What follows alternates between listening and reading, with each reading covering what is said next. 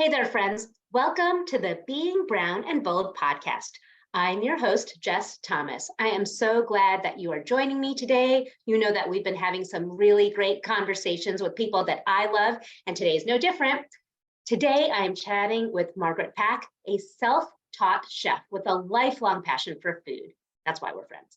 Margaret worked in the corporate world for over a dozen years before delving into the food industry professionally.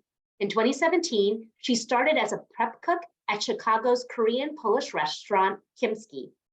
And on the side, she hosted a series of pop-ups inspired by the cuisine of her husband's home, Kerala, which is in the southwest of India. In May 2019, together Margaret and Vinod created Thattu, a food stall inspired by the cuisine of Kerala. In 10 short months of operating, Thattu was nominated as the 2020 James Beard semi-finalist, Best New Restaurant. Not only that, Food and Wine magazine also for Best New Restaurant. But then after closing, Margaret and Vinod, they actually were refiguring, like we were all pivoting. They self-published a zine called Everyday Sadhya, which has amazing recipes. And then they continued hosting pop-ups across Chicago while scouting a location for Thattu's permanent home. And it's happening. The first brick and mortar restaurant will debut in early 2023. So Margaret, I am so happy that you are here on the podcast today. Thank you, Jessie. I'm so excited to be here. Thanks for having me. You are welcome. So before we really get into it, we think names are really important on the podcast. So if you want to tell us a little about your name, your husband's name, the restaurant's name, how to pronounce it properly, and maybe even what it means. Sure. So first, my name is Margaret Pak, and I believe Margaret does mean flower. I didn't know that. Yes, in one of the variations, it can mean that. Husband Vinod Kalatil, and his first name, Vinod, can often translate to the word entertainer. So, which makes a little sense. Vinod can be a ham at times. That's cool. And then our pop-up, soon-to-be brick and mortar, is called Thattu, T-H-A-T-T-U, and that can translate to like a platter, something you would eat food off of, but also shortened for the word Thattu, which could be like a street food cart that we can go up to and get some quick eats. Yeah, very cool. Yeah, because I think some people might look at it and say Thattu, but it's like, no, it's Thattu. Yes. Yeah. Well, cool. Okay, so tell us a little bit about yourself. What does it mean to be you? Maybe about your cultural heritage. Who is Margaret Pak? Wow. So who is Margaret Pak? I think I need to go back to truly where I came from. I was born and raised in California, late 70s, in a small town called Santa Maria, California. It's on the Central Coast. And I know that place, home of the Santa Maria tri-tip. Yes, you're 100% correct. So it's an agricultural area, and oh my gosh, tri-tip and beef is a way of life for all the ranchers. I grew up across the street from a very agricultural, a cow field, and down the street they'd grow strawberries and just like broccoli, whatever fresh produce that was in rotation. So it was a very small town. High school, like I think my senior class was about maybe a couple hundred, and it was a very predominantly, I would say, a very white area.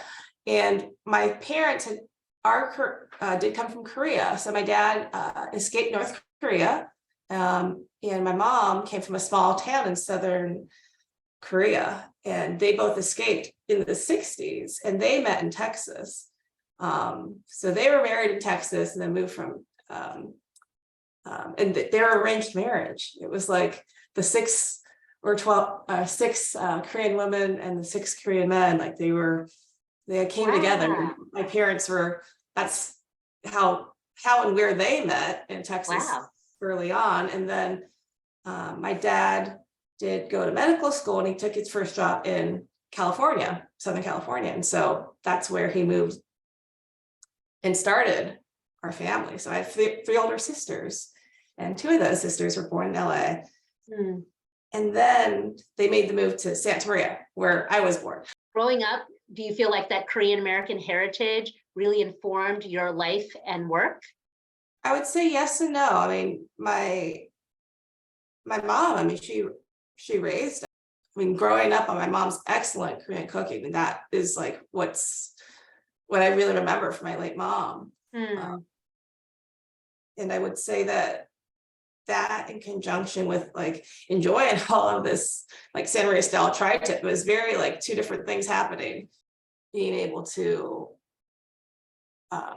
appreciate more for Korean cooking, and especially all of her weird, like at the time I thought very strange and weird kimchis. But one of my favorite things is that she would make would be like from all the remnants of broccoli, like the leaves, the stems. She would do this simple broccoli kimchi. Ah. And I absolutely love that. And that was like now like 40 years ago. Yeah. Did she just make that up, or is that a Korean thing, or do you just like make banchan out of like anything?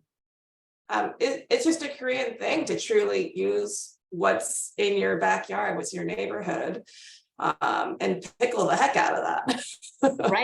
Right. That's so cool.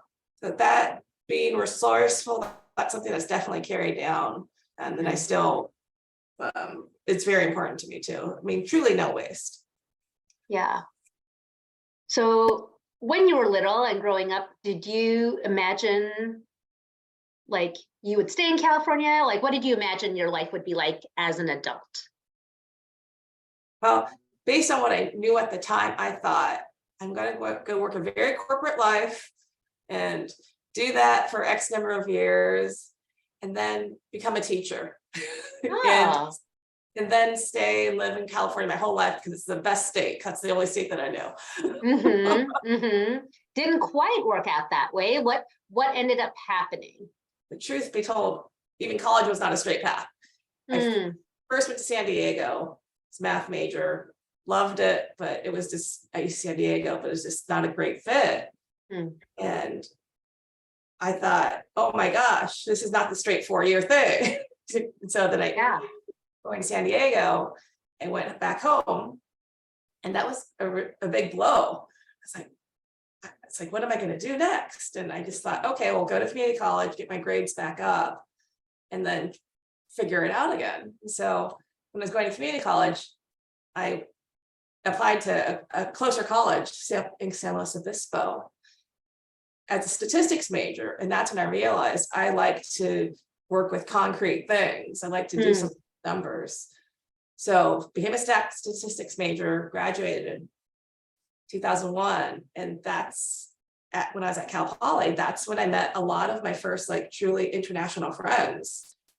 Because I was in a transfer dorm, that's where I met like some of my best friends still now, from Vietnam, from India, from Iran.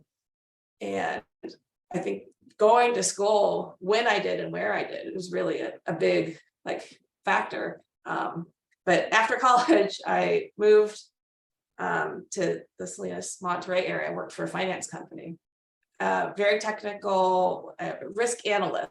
That was my first job out of college. Wow. And did that for a couple of years at the credit card division. And it was myself and I worked with a lot of men, and it didn't faze me because I was just working in finance, and I just thought, I can do this. This is great.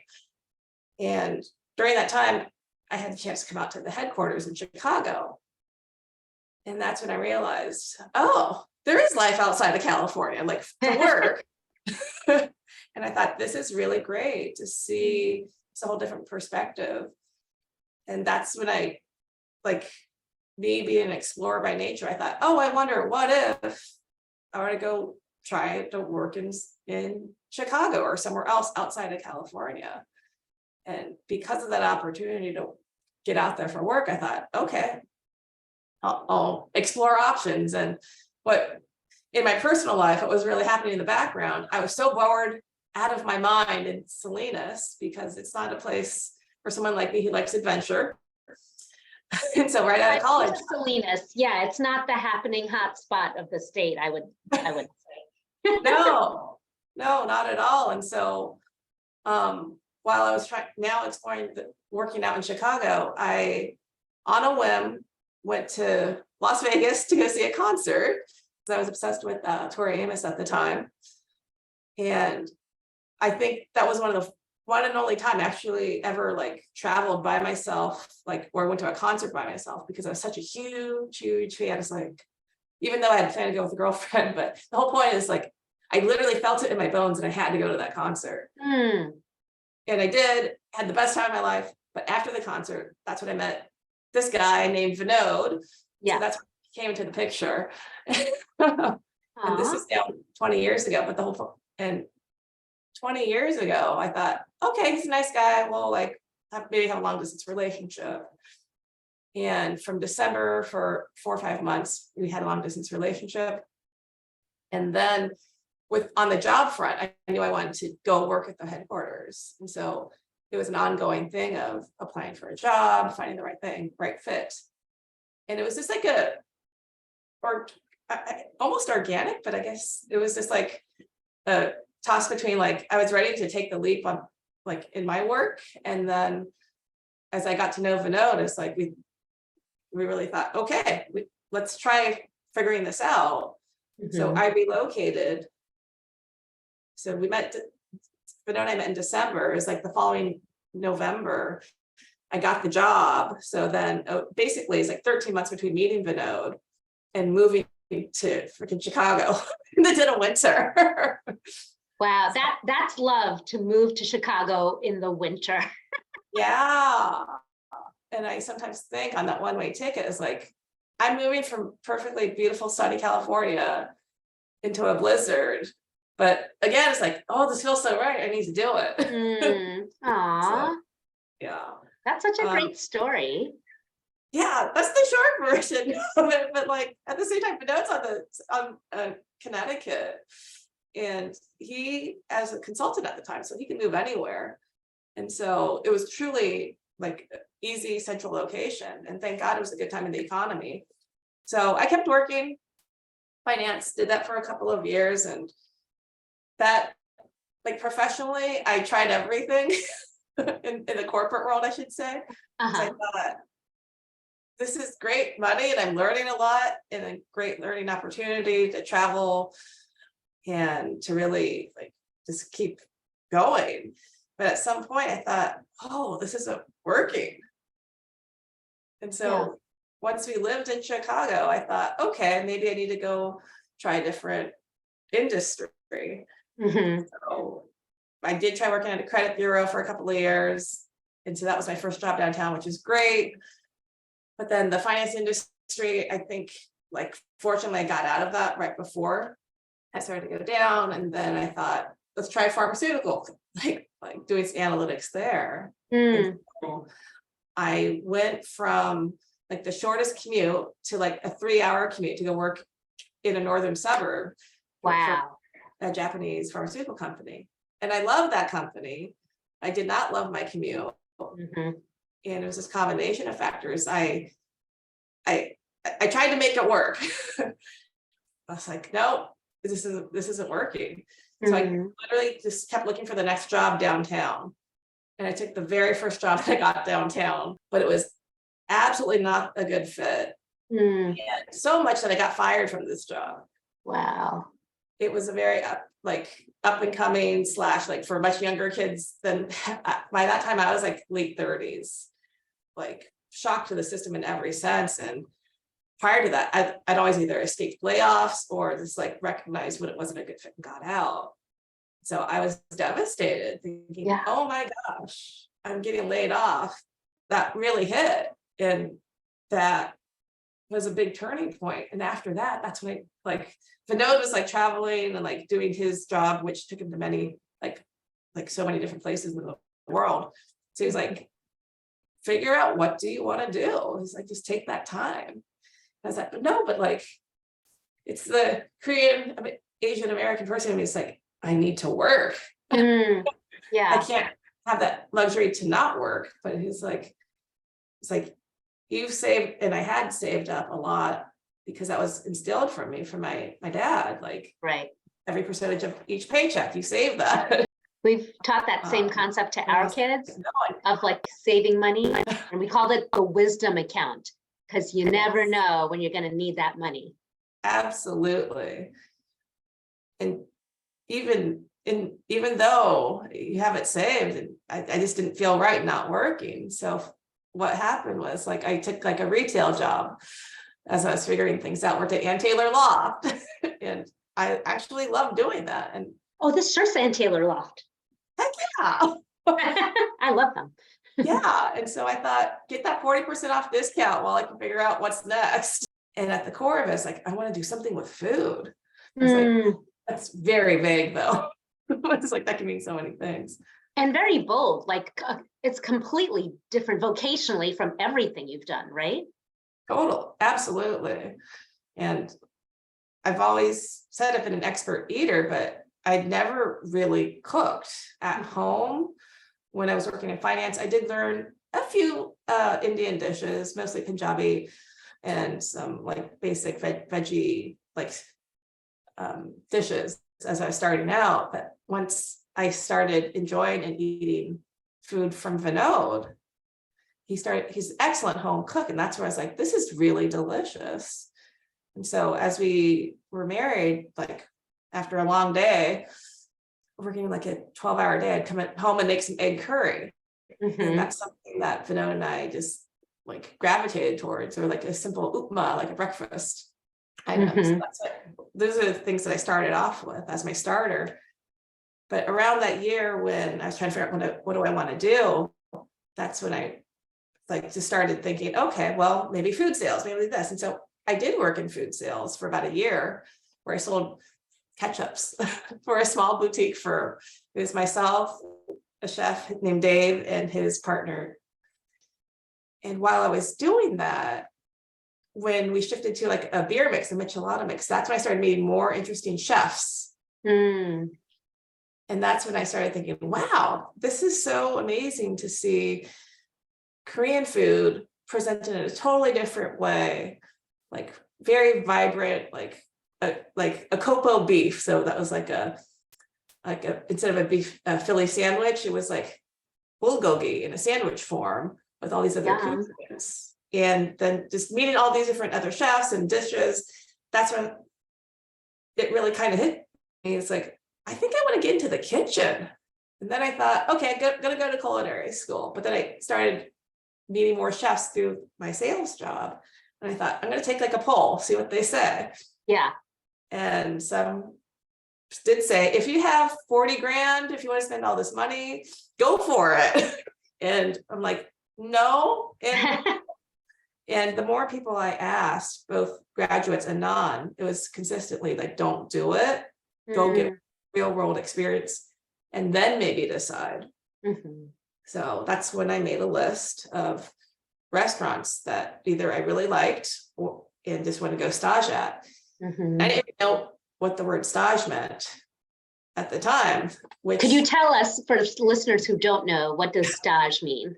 So stage, spelled like stage, means it's shortened, the short form of stagiaire, which is an apprentice or someone who goes and works at a restaurant for pay now, and you can learn the ropes from the ground up. And that can be anywhere from like peeling carrots to actually working a service shift.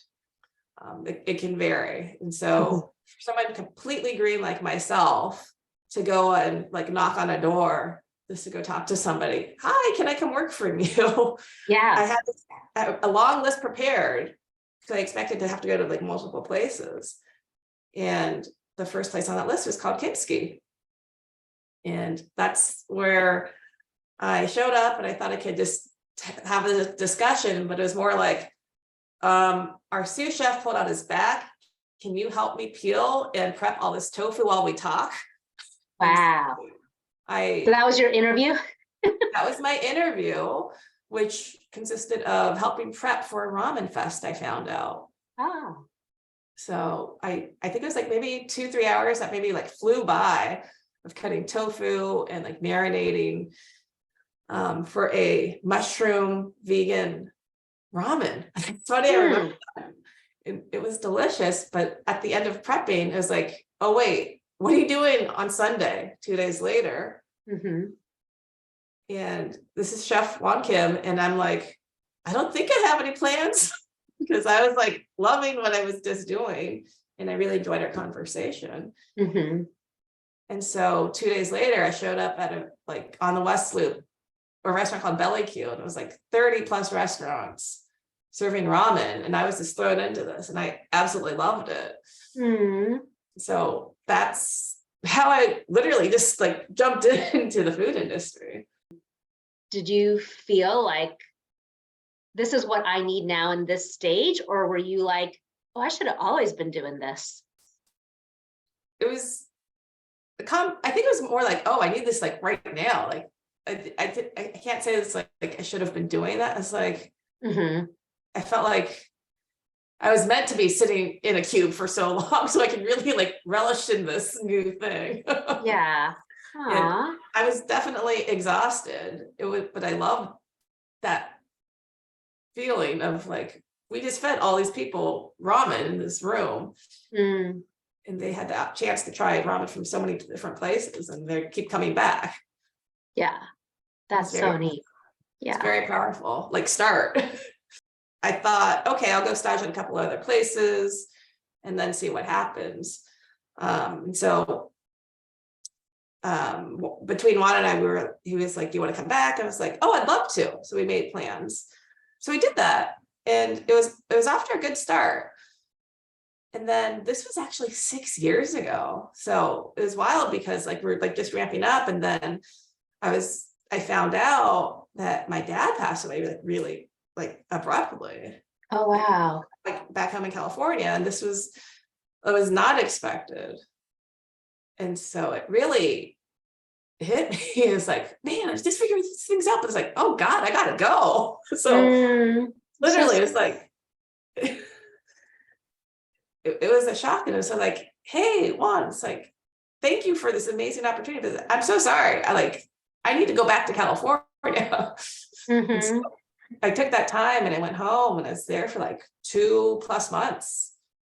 So I really took some time off after that. And so that was exactly 6 years ago, March. It was June, and like business is like ramping up for Juan. He was like, hey, I think it looks like you're back, because I was always active on Instagram, both then and now. Mm-hmm. He's like, hey, would you want to come in? I was like, I would love to. And so we just started picking things up in June. Mm-hmm. And then it was so much that he's like, hey, I'd like to like get you on board like 5 days a week if you're up for it. And at that point, like it was a quick ramp up. Yeah, like a real job. Yeah, real job. And like that was my crash course during that time, learning how to cook Korean food, learning how to cook like in large, like for a restaurant. And it was a lot to learn, but it's also just like throwing myself into that was just so amazing. Yeah. And I mean, that was like the first year. And then fast forward to the next year, it's like, it was like, hey, do you want to, like, I see you also cook all this Indian food at home. Can you like make some for staff meal? Oh, that's how that started. Yeah. And then you're like, mutton curry for everybody. Yeah. And that's what happened. Really. It's like there are extra eggs that we would use. I was like, I know exactly what I'm going to make, because the egg curry that Vinod and I would always and consistently make at home. Juan was like, dope. This is dope. You need to do a pop-up. I was like, I'm not ready for that. Or I put the limitation on myself, but he like knew already. Yeah. So fast forward, basically 5 years ago is when I did my first pop-up. Because like Juan was just very encouraging. He's like, hey, I think you should do this. And the way he'd set up his restaurant, like there was always like a new pop-up, like once at least once a month. And so I got to meet a lot of other up and coming and just amazing chefs being the prep cook. And I think that's where I was really lucky just to meet so many like diverse and just creative people coming in and out. So it's really, it was like an incubator in one way. And then other ways, like as I was also learning, seeing so many different other styles on how everybody like cooks their Vietnamese food or their comfort Japanese food as well.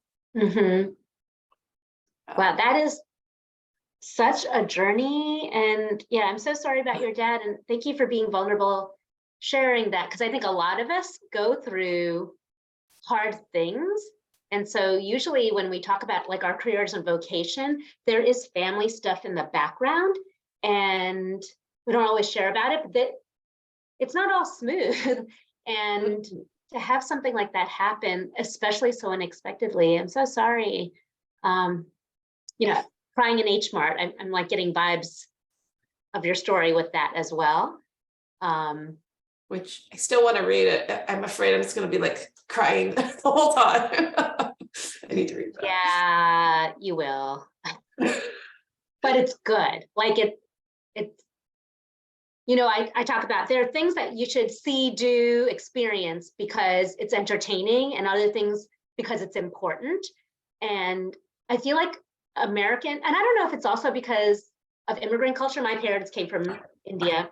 The way they do grieving in India is completely different than in America. And because I was raised here, I don't know how to grieve well. And when friends are grieving, I'm not exactly sure how to come alongside and help them in their grieving.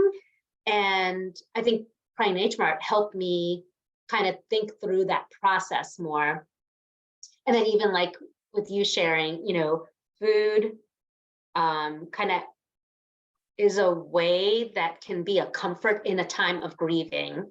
And so yeah, I think it's hard for people to vulnerably share about our losses because we feel like, I don't know how to ask or what to, like, I want to be there for you, but I don't know how to be there for you, Right.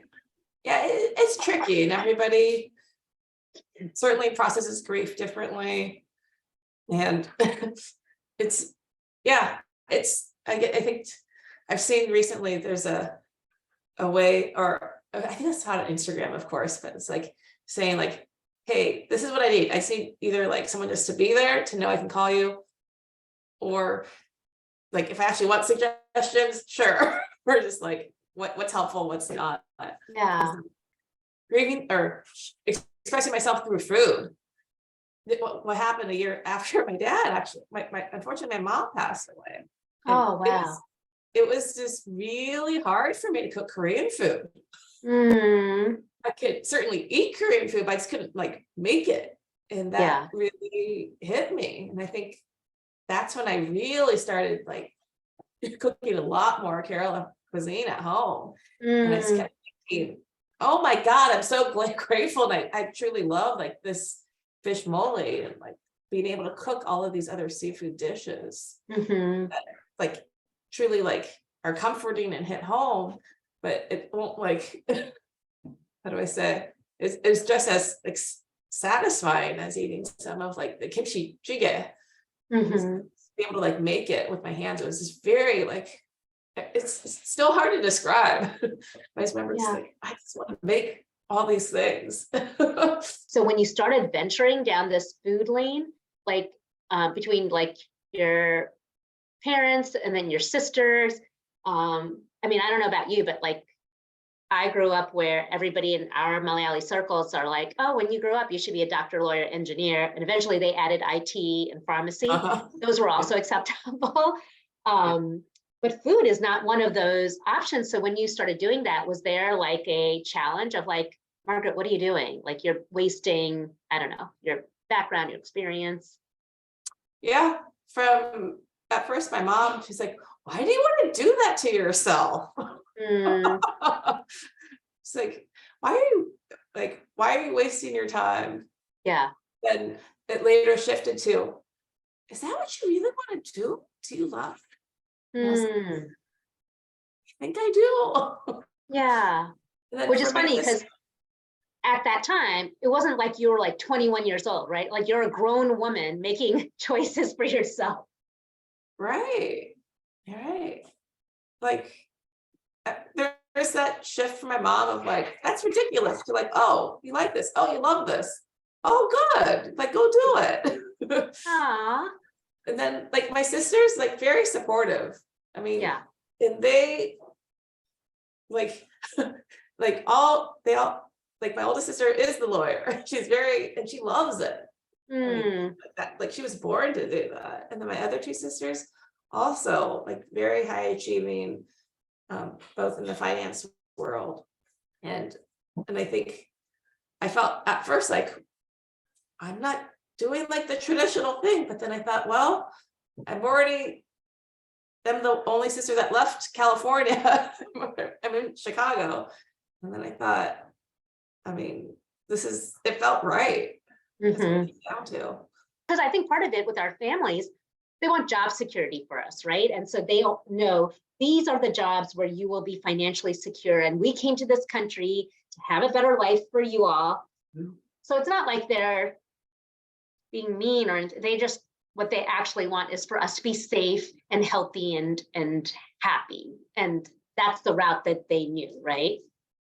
Right. And that's based on what they knew. So like Right. professionally, like those are the buckets that everyone belonged in. And Yeah. And it was cool because your mom recognized this makes you happy. And so she gave her stamp of approval with, oh, you like this. yeah, I mean, for what it was worth, I mean, I was with my mom for her last few months, and like, my gosh, like just also sharing like her experience, like, oh my gosh, but she and my dad sacrificed so much to just come to the US. And Mhm. when I think about how lucky I am to not only have had like truly the sacrifice that both my parents have made, and also I'm going to say my sisters, like for what they have been able to achieve. Mhm.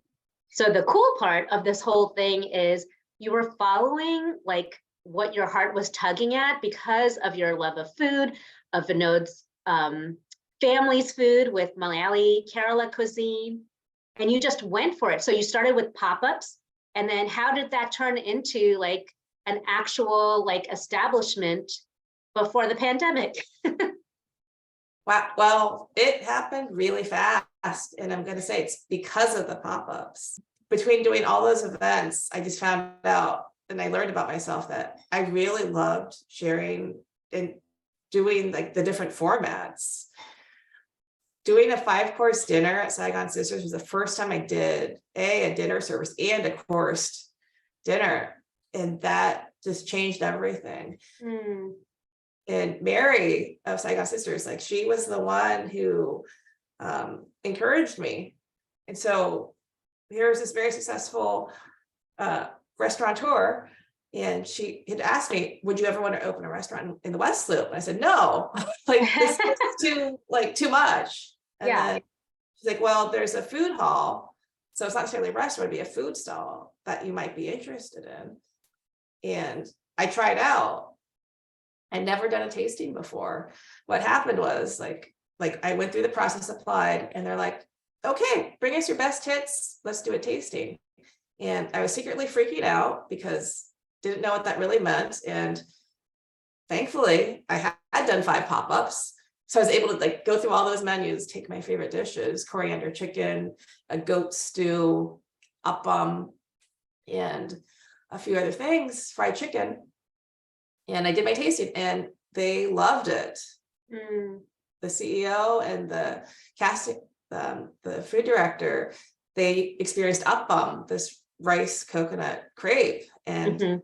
it looked like a crater to them, but they were so confused and loved it. Yeah. And that's what got me started. Because of that tasting, I was able to get into the food hall. And truth be told, Vinod was still working his perfectly well-paying job. And Yeah. the plan was I would go start Thattu, the food stall, and Vinod would help on the back end. But 3 weeks before, I was like, Vinod, I cannot do this by myself. If you want to see me, I think you would come join me. And fortunately, Vinod was at a time in his career where he had been kind of looking for the next thing. He kept like looking at other jobs within his company. And it was just like the perfect timing. He did quit his corporate job and jumped, and May 2019 is when we opened in the food hall. That's when our baby Thattu was born.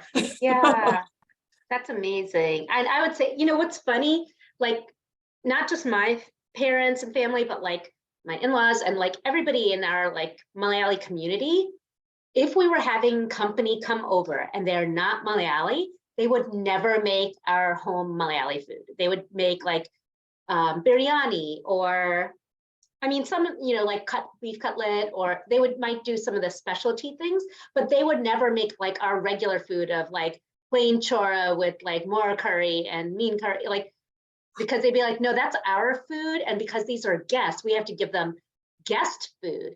And so when I would make stuff, like, especially living here in rural Appalachia, I would have friends that come over who haven't tried any Indian food, or they've tried North Indian, like chicken tikka masala, which is not even, anyway, naan and that kind of thing. And I would make sambar, which is a tamarind accented vegetable stew. And they'd be like, this is amazing. And I would tell my parents, they'd be like, you gave them sambar? I'm like, yeah, they love it. Like, yes. And it's so confusing to our families. And I don't know if that's true of other cultures where your regular home food is good enough for everybody. And I see you doing, that's what you do with that is like, right. And then even Sema in New York that just got the Michelin star, they're doing what we have as like home food, but like it is worthy of everybody to eat it as celebratory. Absolutely.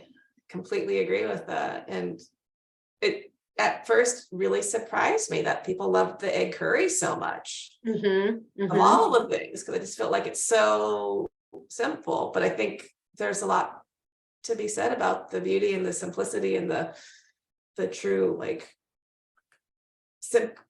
roasted and the warmth of the coriander. It's common to eat at home, but for others it's like something new. Yeah. The comfort food, when I think about it, we expected our fried chicken to be like when we first opened, we thought our fried chicken bites would be like the biggest thing, but it was actually coriander chicken. And that was like my home style cooking of Vinod's bachelor chicken, what he used to make like on his own at home. Yeah, I've never heard of coriander chicken. Is it just like something you all made up? Well, it's a spin-off from a homemade chicken curry that Vinod used to make. Okay. Which I really enjoyed. Yeah. And then over the course of developing and finalizing the recipes for the food stall when we first opened, I made some tweaks and I thought, oh my gosh, what if we just add a little bit of cashews to this, ground up cashews, a little thickness and sweetness. Yeah. What if we roasted the coriander a little bit longer to make that really pop, and then like adding like a little bit more tomatoes here and there, just changing up the ratio a little bit. And instead of the fried chicken, it was actually the coriander chicken that was our top seller. Wow. Okay. I'm going to come up there and try that because, and that's what I love too. Like all our homes have our own spin on like the regular item. So you can go to 3 homes and eat the same chicken dish, but it's going to not taste the same. Exactly. Yes. And we use the whole spices and we keep them in there. Oh, so you don't even ground the coriander after roasting it? No, the coriander I do grind and roast, but like at the beginning with like the more of like the cinnamon, the cardamom, black pepper, some of those things I do leave whole. Yeah. That's so cool. Yeah.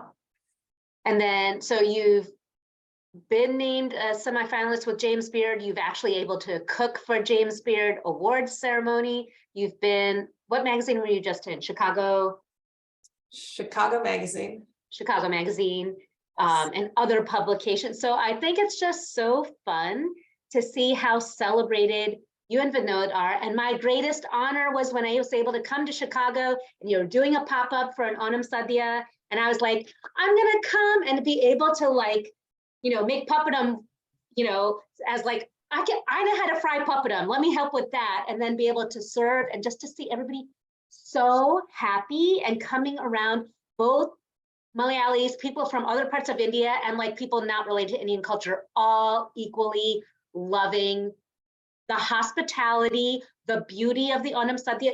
Visually, Sadhya looks beautiful because you're serving on the banana leaf. And it may feel like, oh, this is just a tiny spoon of this and a tiny, but you are stuffed. And obviously there's like refills of everything of whatever you want. But to be able to join you and Vinod and to see how you are embraced in your like neighborhood, which you've now just moved into as well. And that's where that is opening. It's just so, I'm so proud of you guys and I'm so happy for you all. Thank you. We are so excited at the same time. That Onam Sadhya and that zine, like I really think that was what started off as a big passion project at a pandemic, that was everything because of that huge feast. That we just love that sharing of that community. And like, even in the way in which the Onam Sadhya is presented, where people come around and where you and all of us involved got to like literally greet every single person with rice, with sambar. That's, and all the accoutrements, it's just like bringing all the people and all the components all together. That was the event that like helped us find our future home. Wow. I'm so glad you did that. I hope I can time it to come to Chicago again to like, well, actually, hopefully your brick and mortar is actually opened and running by the time I get there. And I will be throwing all my money at you and eating everything because it's just so exciting. Okay. We are getting close to running out of time, but tell me, you have a curry leaf plant at your house. That's another way that Margaret and I connected, is because my curry leaf will have little babies and I share them. And my daughter who lives in Chicago took one to Margaret. And now you have a curry leaf plant. And does yours have a name? It does not, but it's definitely a she. It's a she. Yeah. She doesn't have a name. She was growing really well for a while, but I think the winter, and then also we moved about a month ago. And I think in that process of moving, she lost a few too many branches. So I think she's on the mend right now. Yeah. Keep her going. I mean, like my plant should be much, much taller, but it keeps getting stunted either with spider mites or I don't know. So don't give up on her. She could come back. Yeah, which thank you again. I know it's going to come up the 1 year anniversary of my curry leaf plant. Oh yeah. I'll have to look that up. I feel like curry leaf plants bond. Like I feel like that's a true sign of adulting for an Indian household, is if you can like have a curry leaf plant and don't completely kill it. And even if you kill it, what I learned from our mutual friend now, Maggie, it's okay. Cut it and just let it hang out for the next year. And it might come back. Yeah, you never know. So Margaret, after like all these experiences that you've gone through, going back to 18-year-old Margaret, based on what you know, what would you say to yourself? I tell myself, don't be afraid. Just there's no straight path. Just like if something doesn't work, keep going or just go try something different. And if you think you've been doing for something too long, there's probably a reason why you think that. Yeah. And if there's somebody that's listening that they want to make a bold move, but they're hesitant, maybe it's the fear, what would you say to that person? It's interesting because sometimes like I feel like I really need to go do something. Like there's like you're hesitating for a reason, but then other times it's like it can be simple, like going to an event by yourself. You're like, oh, I really want to go, but I think about how mad I would be at myself if I didn't go there and try it. I think that's a big thing of like Or it's two parts, like, don't be afraid to go do something by yourself. Yeah. Like if you didn't go to that concert by yourself, what would have happened? Right. Or if you want to just go try for that other job, if it works or if it doesn't work, then you know you tried. You had to choose chaya, like European tea where you put hot water, coffee, or is there like some other beverage that's like, oh, I must have this? At the moment, it's coffee, 100% coffee. Yeah. Coffee and the derivation of copy, which is what I'm playing with right now. Yeah. No, one thing I want to share is if you want to really learn about Kerala food and how to cook it, they have the zine called Everyday Sadhya. And so, and if you don't know what a zine is, it's like a magazine. Yes. And if you're watching on YouTube, you can see just even the diagram of the Onam Sadhya with the banana leaf and all the components. So yeah, I've eaten I think every single one of the things in this zine. It is delicious. And it's so interesting because even though it is from Kerala and I'm from Kerala, there's a bunch of things in here that like my family just didn't make those things. I'm like, what's an olan? I've never heard of that. And then when it's tried, I'm like, I don't even know if I've ever eaten that. So it's been really cool to like have that and to taste that. So yeah, definitely recommend that. The zine, what's great about it is you can take what vegetables are in your backyard. The intention is that it's something that you can eat every day and take what's left over so you can not have food waste too. We are opening our restaurant. It is so scary and exciting because we're very close. We're in the final stages. If you want to get updates on our website at Thattu, THATTU.com, or follow us on Instagram. That's where we post more behind the scenes of what's going on. And that is at Thattu Chicago. So excited to come. And that neighborhood is just super cute as is. And then to like have Thattu there, like I'm so excited for y'all. It is. We can't wait to see you. Come with your curry leaf, but you can see our corner sign. We're on the corner. We have this cute sign that says Thattu. And right below it, it says it in Malayalam as well. Aw, well, thank you so much, Margaret, for joining us. This has been so fun, and thank you for sharing your heart. I just love that we can be real with each other, and I think that really helps listeners to know like they can be real, and life is sometimes hard, and you can still go for your dreams, and you could fail, and you could still like pick up and keep on going. So this has been really encouraging. Thank you, and thank you so much, Jess, for having me. Please head over to our website, beingbrownandbold.wordpress.com. You can find all the links for today's episode and join us next week because I'm going to have another really amazing person. And if you haven't heard all our podcasts previously, every single one has some sort of nugget that's just so encouraging. So we will be back next week. Till then, be wise and be bold.